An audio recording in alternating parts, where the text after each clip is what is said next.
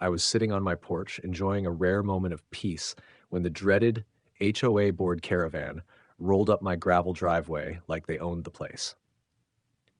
Leading the pack was Karen, the kind of woman who could sour milk with a single glare. She was flanked by two overenthusiastic yes men, clipboard in hand, and smiles plastered on like they were about to sell me life insurance. "We'd like to talk about leasing your land for a community project," Karen said, flashing that fake friendly smile that screamed trouble. "It's for the good of the neighborhood. Welcome to Prodigy Tales. Make sure you like and subscribe for your top-notch HOA drama." I knew exactly where this was headed.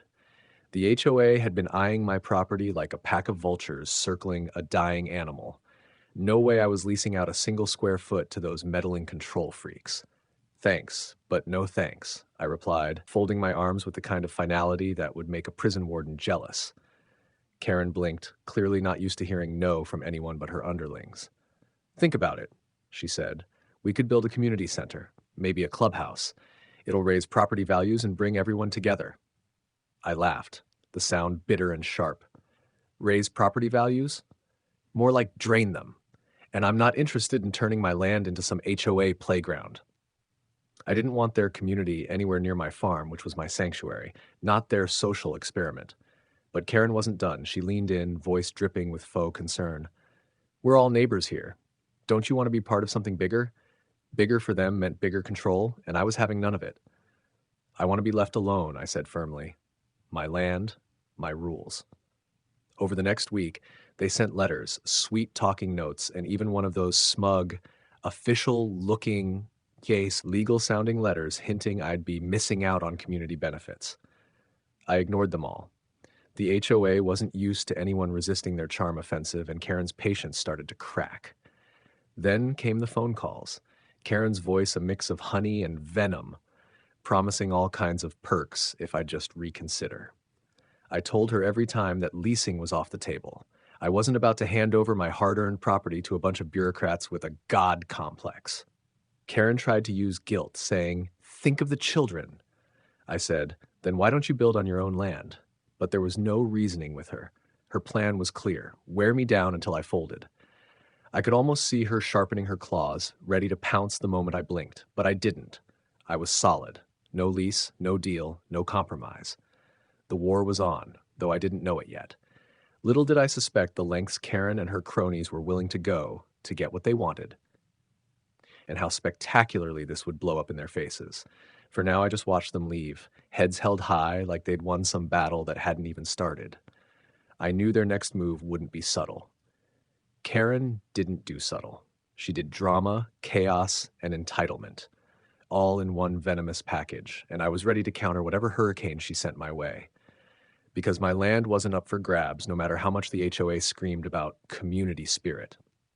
So there I sat, arms crossed, smirking as the dust settled behind their departing SUV. This was only the beginning. They wanted my land. I was about to make sure they regretted even thinking about it. 8 months later, I was stepping off the plane, luggage in hand and mind buzzing with the business deals I'd sealed across 3 continents. The world was my oyster, but I was itching to get home. My land, my sanctuary, where I could finally breathe without the chaos of airports and boardrooms. What I wasn't ready for was the full-blown shock waiting for me just a few miles from my front gate.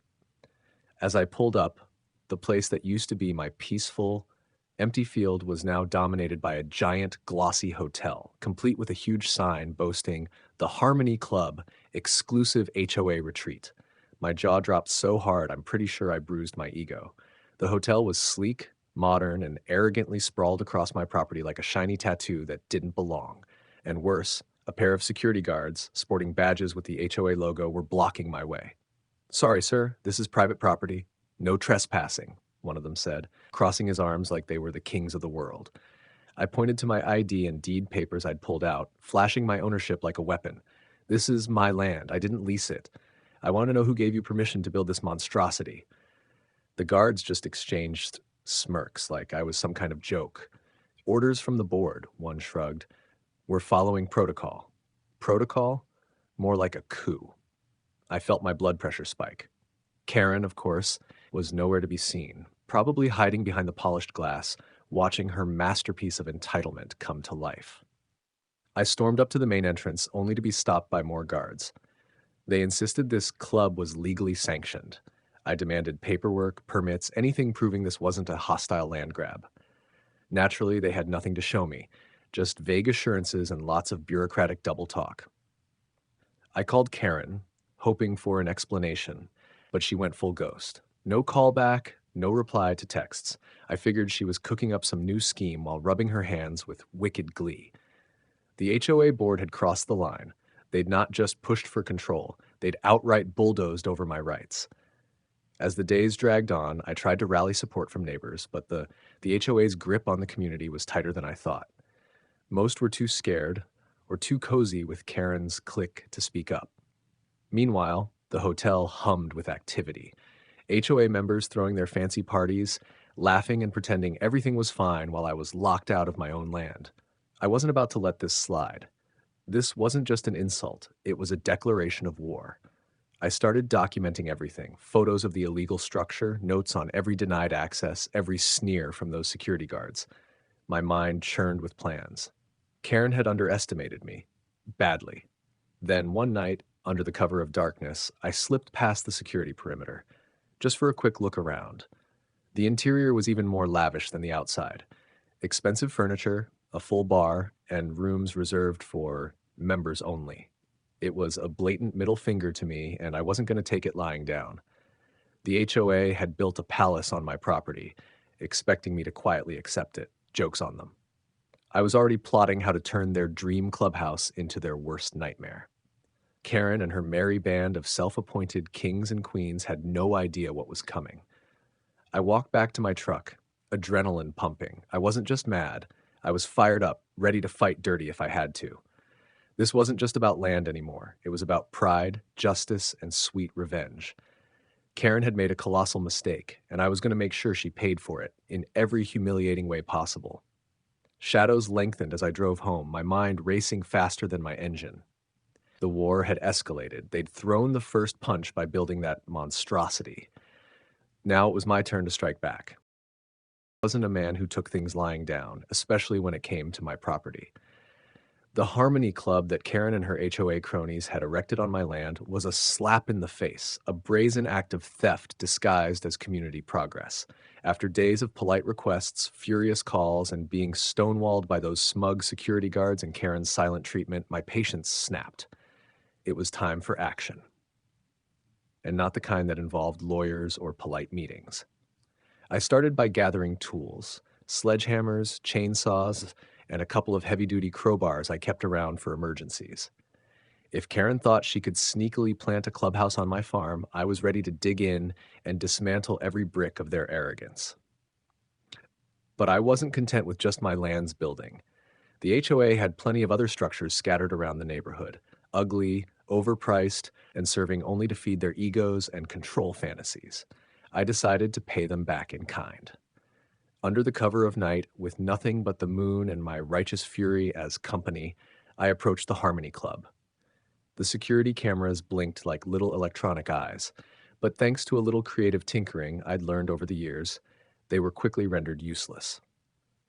Quietly, I pried open a side door, not that it needed to be subtle. The moment I stepped inside, the smell of new paint and expensive leather hit me like a slap.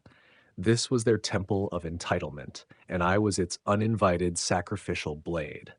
The demolition was brutal. Walls came down, windows shattered with the satisfying crack of retribution, and furniture flew like missiles across the room. I wasn't here to destroy property just for the sake of it. I was tearing down the very symbol of Karen's hypocrisy and greed. Every swing of the hammer was a message. You don't build on my land without my say-so. Word spread fast, of course. By dawn, the neighborhood was buzzing with rumors of the nighttime vandal. Who was the mysterious figure tearing apart the HOA's prized possession? A rebel? A lunatic? Or just a fed-up property owner tired of the nonsense? I made sure my identity stayed secret until I was ready to reveal myself. But I wasn't done. In the following nights, I hit other HOA properties with the same ruthless efficiency. Clubhouses, gazebos, even their ridiculous community gardens, all fell victim to my wrath.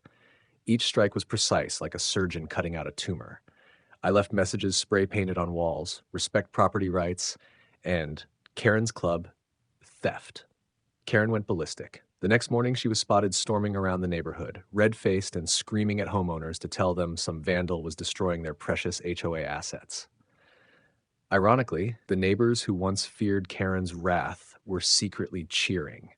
Her arrogance had blinded her to the fact she'd lost control of the narrative, and her reputation was crumbling faster than her clubhouses. Still, Karen was stubborn. She called the police, filed complaints, and demanded surveillance footage. But with my tech skills and a little help from a friendly hacker acquaintance, I stayed one step ahead. Each time she tried to pin the blame on someone else, the trail went cold. Karen's once unshakable confidence was replaced with paranoia and desperation. She started accusing neighbors, causing infighting and fractures within her own board.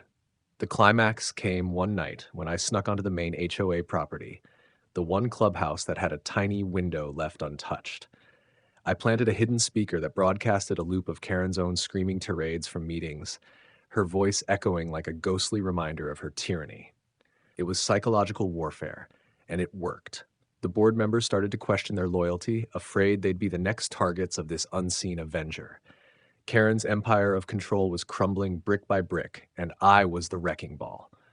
But I knew she wouldn't give up easily. She was a Karen through and through, vindictive, cunning, and determined to crush anyone who stood in her way.